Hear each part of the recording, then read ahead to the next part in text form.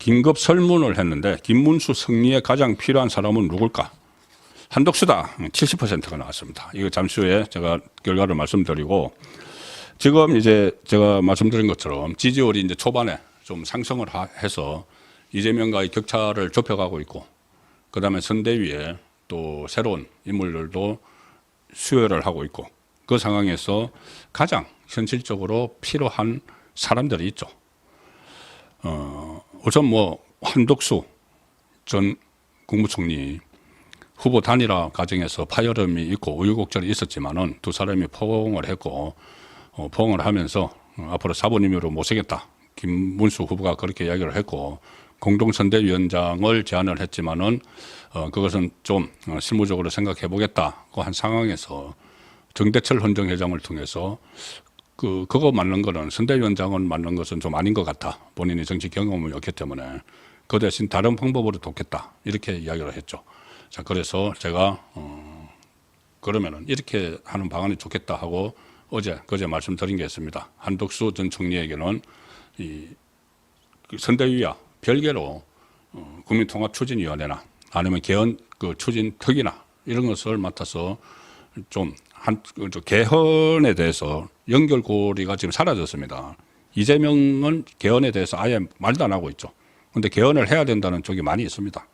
그러면은 한덕수 전 총리가 그 역할을 좀 해주는 직함을 맡았으면 좋겠다는 말씀을 드렸는데, 지금 조금 전에 말씀드린 대로 한덕수 전 총리의 수석 대변인을 했던 이정현 전 의원이 선대위원장으로 일단 들어갔습니다. 그래서 아마 이제 가교 역할을 이제 할 수 있을 걸로 보고, 또 한 사람은 홍준표 전 대구시장인데, 지금 하와이에 가버렸죠. 하와이에 가서 오히려 그쪽에서 이재명 쪽이 계속 일종의 러브콜을 보내는, 자, 그 상황이 이어지고, 홍준표 전 시장은 윤석열 전 대통령을 아주 거칠게 지금 비판을 하고 있는 상황입니다. 그리고 한동훈은 말씀드린 대로 지금 무리한 요구를 하고 있고, 이준석은 뭐 아직까지는 단일화 없다. 뭐 그렇게 이야기를 하지만은 나중에 결과 본인의 지지율, 그리고 제가 처음에 말씀드렸다시피 자금 사정에 따라서 어떻게 될지는 더 지켜봐야 됩니다. 오늘도 한동훈, 홍준표 이 두 경선 주자들은 아직까지는 전혀 김문수 후보의 선거를 도울 그런 생각이 없는 것 같습니다. 한 사람은 하와이로 가서 거기서 계속 메시지를 날리고 있고, 어떤 선거 지원을 위한 메시지가 아니고 윤석열 전 대통령과 쌍권 지도부, 그전에 쌍권 지도부를 강하게 비난하는 메시지를 날리고 있고, 이재명은 러브콜을 보내고 있는 상황에서 한동훈 전 대표는 오늘도 이런 이야기를 했습니다. 페이스북에 글을 써서 본인이 선대위에 참여하지 않는 데 대해서 친윤 일각에서 비판을 하고 있죠. 저도 비판합니다. 지금 선거 이제 20일 남짓 남았는데 우선 선거 좀 도우고, 그리고 괜히 이 윤석열 전 대통령과 관련해서 괜히 그냥 후배 파가지고 이슈로 만들 필요가 뭐가 있습니까? 그런데 계속 그것을 이슈로 만들려고 하니까 이것을 뭔가 다른 목적이 있는 것 아닌가? 그러니까 본인이 대선 패배를 전제를 한 상황에서 그 다음에 윤석열 전 대통령과 결별을 하는 그런 아이콘으로 자리매김해서 당권을 잡으려고 하는 것 아닌가? 그런 의심을 충분히 할 수 있죠. 그런데 오늘도 그 이야기를 계속 합니다. 오늘은 이렇게 이야기했습니다. 왜 선대위에 참여하지 않느냐는 이 비판에 대해서 한동훈, 선거운동 첫날부터 싸워보지도 않고 누가 안 도와줘서 졌다는 패배 알리바이 만들고 이기기 위해 최선을 다해야 한다. 한동훈 특유의 반응이 나오는 거죠. 첫날부터 자기에게 이렇게 왜 선대위에 참여하지 않느냐 이렇게 비판하는 데 대해서 그거 나중에 지고 나서 나 때문에 졌다고 하려고 자꾸 그런 말 하지 말라. 이 이야기 이렇게 반응을 하는 겁니다.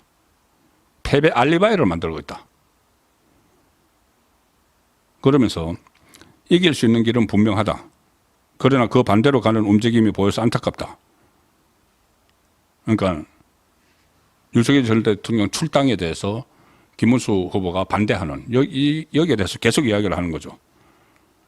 한동훈 불법 계엄 방관 탄핵 반대에 대해 사과를 해라. 또 이야기를 합니다. 탄핵 반대를 사과를 하면 자폭하는 거죠. 탄핵에 반대하는 그러면 광장에 모였던 그 수많은 유권자들, 그 유권자들과 등을 돌리게 되는 거죠. 그렇다고 해서 지금 탄핵 반대에 사과한다고 해서 뭐 얼마나 어떤 표가 올 겁니까? 어차피 지금 양쪽에 확 진영에 나눠서 결집을 하고 있는 이 상황인데 지금 그런 선언을 할 수도 없고 할 필요도 없는 거죠. 그런데 이런 무리한 요구를 하면서 또 이 말도 합니다. 관련자들을 당과 선거 보직에서 배제를 하라. 그러면 지금 선거 캠프에 대부분 탄핵 반대를 했던 그 우파 유권자들과 정서를 같이 했던 그런 사람들이 와 있는데 그 사람들 다 내보내라는 이야기입니다. 그러면 자기가 들어오겠다는 이야기죠.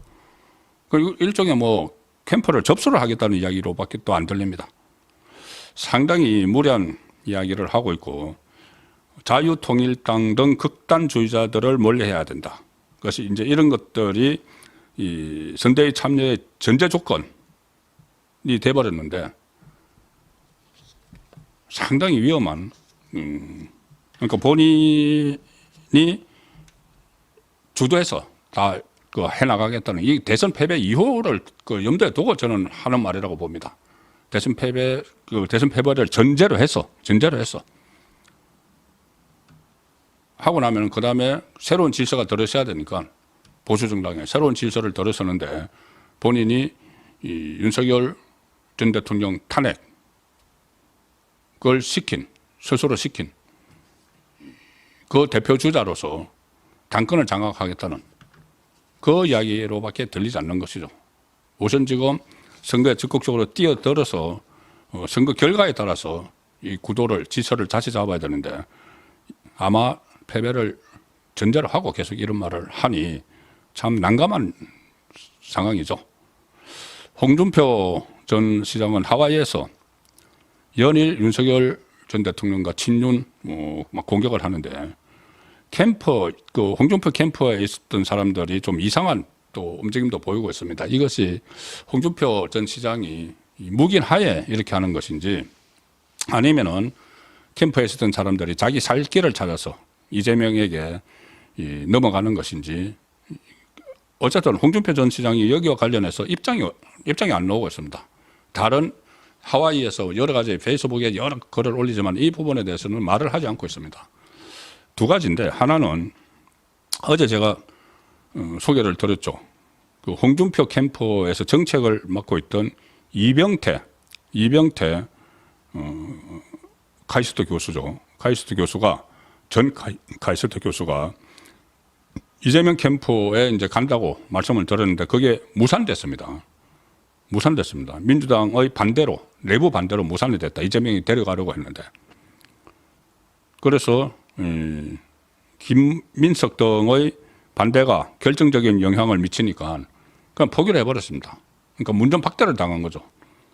이재명이 오라고 하니까는 이제 홍준표 캠프에 있던 사람이 얼싸구나 좋다 하고 갔는데 그쪽에 이제 다른 측근들이 안 돼, 오지 마 하니까 문전박대 당하고 다시 돌아와 버렸습니다. 그 이유가 과거에 했던 문재인 비판 발언 이런 것 때문이라고 하죠.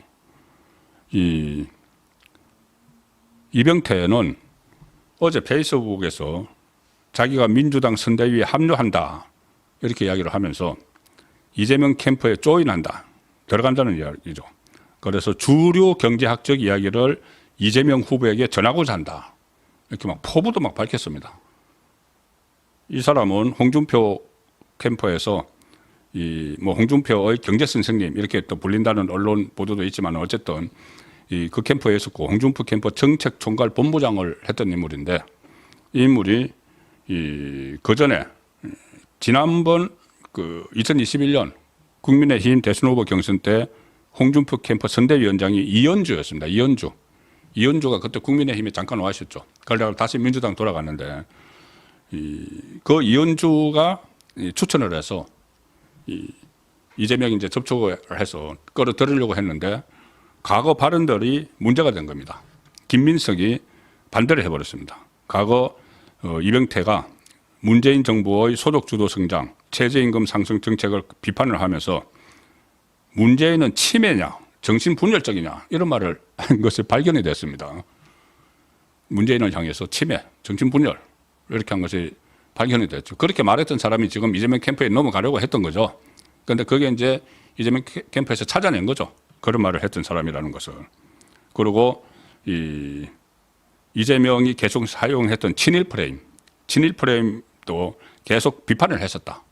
그전에는 이제 홍준표 쪽에 있었으니까 이재명을 막 비판을 하고 문재인도 막 그철교 공격을 하고 했는데 이제 홍준표에 줄 섰는데 홍준표가 사라져 버리니까 슬그머니 이제 이재명에게 넘어가려고 했는데 그 과거에 이재명을 비판했던 말, 문재인을 비판했던 말이 걸려버렸어. 그 퇴짜 당한 거죠. 자, 근데 뭐 그건 개인이 그렇다 치고 이런 넘어가려고 했던 것을 홍준표가 알고 있었나? 그 부분도 좀 궁금하죠. 또 하나 있습니다. 홍준표 지지했던 모임이 이재명 지지 선언을 했다. 이재명 지지 선언을 했다. 이재명 지지자 모임 중에서 뭐 홍사모, 홍사랑, 국민통합진홍 이런 단체의 회원들이라고 자처를 하면서 대선 때 이런 일 많습니다. 이게 정말 그 홍준표 그 모임인지 그 인원이 어떻게 되는지 그런 거는 이제 아직 모르는데 불확실한데 과거에도 대선 때 보면은 갑자기 그때 뭐 박근혜 전 대통령의 지지 모임이다. 그러면서 뭐 문재인 지지를 선언하고 막 그런 적도 있었죠. 그런 것은 그 모임의 정체가 불분명한데 어쨌든 홍사모, 그러니까 홍준표를 사랑하는 사람들 모임, 뭐 홍사랑, 국민통합진홍 이런 사람들이 이재명 지지를 선언을 했다. 이게 만약에 진짜 홍준표의 지지 그룹으로 홍준표가 인지하고 있다면은 이것도 좀 홍준표가 입장을 밝혀야 되는 것이죠. 국민통합진홍이라는 모임의 회장이 기자회견까지 열었는데 국민의힘은 상식적으로 봐도 보수가 아니다. 홍준표가 없어졌다고 하는지 아니면 그냥 빙자를 하는 것인지 헌법기구에 의해 탄핵된 윤석열 전 대통령이 아직도 영향력을 미치고 있는 당이 정상적인 당인가? 자, 이거 좌파들이 하는 이야기하고 똑같습니다. 그러면서도 저희는 진정한 보수의 가치를 지키자는 것이 일차적인 목표다. 그런데 왜 이재명에게 넘어가죠? 이재명이 진정한 보수의 가치를 지키는 사람입니까? 앞뒤가 맞지 않는 말이고 여기에 대해서 홍준표 전 시장 쪽은 일단 그 해당 단체들이 실체가 좀 불분명한 외곽 조직이다. 이렇게 일단 선은 긋고 있습니다. 선은 긋고 있는데 조금 전에 말씀드린 이병태 씨가 이재명에게 넘어가려고 하다가 퇴짜 당한 거. 이 홍준표 지지 모임이라고 하는 사람들이 기자회견을 열어서 이재명 지지를 선언하는 거. 자, 여기에 대해서 홍준표 전 시장이 입장을 밝혀야죠. 정말 지금 이재명이 이야기하는 것처럼 이재명이 이런 말을 계속 쓰고 있죠. 홍준표 선배님은 상대 진영에 있는 분이지만 밉지 않은 분이 있었다. 뭐 어쩌고 하면서 미국 잘 다녀오시라. 돌아오면 막걸리 한잔 나누자. 그리고 또 마치 자기가 대통령 되면은 진보 보수 가리지 않고 사람 쓰겠다. 이 말 하고 나서 했기 때문에 그러면 홍준표에게 한 자리 주려고 하는 것인가? 그래서 이간도 시키고 이관계도 쓰고 여권을 분열시키는 그리고 홍준표 지지 유권자들을 표도 받고 그런 차원에서 이게 이병태도 데려가려고 했고 홍준표 지지 모임이 이재명 지지 선언을 하고 좀 뭔가 상황이 이상하죠. 그럼 홍준표가 지금 SNS를 계속 하고 있기 때문에 하와이에서도 뭔가 입장을 밝혀야 되는데 그게 또 없습니다. 그래서 이게 좀 어떤 이야기인가, 어떤 상황인가 그렇게 싶은데 다시 돌아와서 지금 홍준표 말씀을 드렸으니까는 홍준표 그리고 한동훈 또 이준석 무엇보다 한덕수 이 네 사람 중에서 가장 지금 승리를 하기 위해서 김문수 후보가 승리하기 위해서는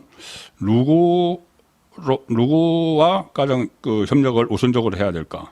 그 설문을 제가 조금 전에 오늘 오후부터 설문조사를 했습니다. 이 유튜브에 그 설문조사하는 기능이 있죠. 설문조사를 했는데 그 내용을 설명을 드리겠습니다. 제 그 유튜브 전국권의 혼술 홈페이지에 가면 게시물이라는 코너가 있고 거기에 보면은 오늘 제가 2시간 전에 설문을 시작을 했습니다. 김문수 국민의힘 후보가 대선 승리를 위해서 가장 먼저 협력을 받거나 연대해야 할 인물은 누구라고 보십니까? 이렇게 제가 설문을 했는데 6만 명이 투표를 해 주셨습니다. 6만 분이 투표를 했는데 가장 그 필요한 사람은 한덕수다. 69%. 한덕수 69%. 그 다음에 이준석, 한동훈, 홍준표 이 세 사람은 다 비슷합니다. 거의 10%. 여기서는 이준석이 11%인데 그 세 사람 이준석, 한동훈, 홍준표는 한 10% 정도씩이 응답자 중에서 가장 먼저 김문수 후보가 끌어안아야 된다는데 70%가 한덕수 후보를 끌어안아야 된다. 그렇죠. 한덕수 후보는 그 대선에서 승리하는데 여러 측면에서 저는 기여를 할 수 있다고 봅니다. 오늘 이정현 수석 대변인이 일단 상임위원장을 맡았으니까 이정현 선대위원장을 맡았으니까 선대위원장이 매개체가 돼서 하루라도 빨리 한덕수 전 총리에게 역할을 부여를 할 필요가 있다는 생각입니다.